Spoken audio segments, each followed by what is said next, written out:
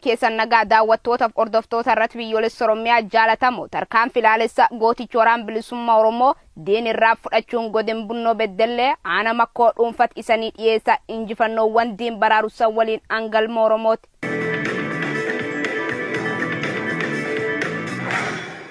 Irreef gaachanni uummata Oromoo gootichi waraana bilisummaa Oromoo tarkaan filaalessa waraana weerartuu biltsiginnaa irraa fudhachuu itti fufuun aana heesaa buqqise.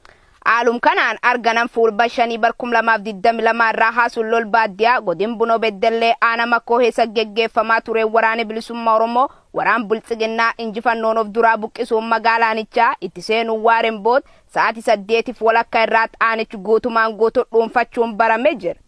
Lol jajjaba tiksitoota barcuma Abiyyi Ahmed irraa taasifame aana makkoo magaala makkoo dhuunfatame hanaan qawwee AKM 40 rasaas AKM 10 hidhannoo guutuuf waraan biltsiginnaa 15 jira harkaan qabee jira. Akkasumallee waajjira poolisii cabsuun hidhamtoota siyaasaa 100 ol gadhiisisee jira.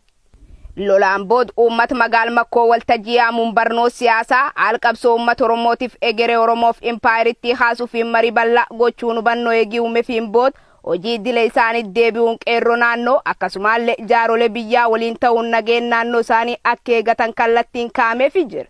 Bunnoo Beddellee magaala makkoo keessatti meeshaalee waraana biltsiginnaatti fayyadamuun qabsoo bilisummaa Oromoo gufuu ta'aa turan gariin dhuunfatanii gariin ammoo goboon barbadeessanii jiran. Gootichi waraana bilisummaa Oromoo aanitti to'achuun humni diinaa akkasumas meeshaa diinaa magaalittiif naannoo isii jiran sakatta'uun danta galii qabsoo bilisummaa Oromootiif oolchuu itti fufee jira.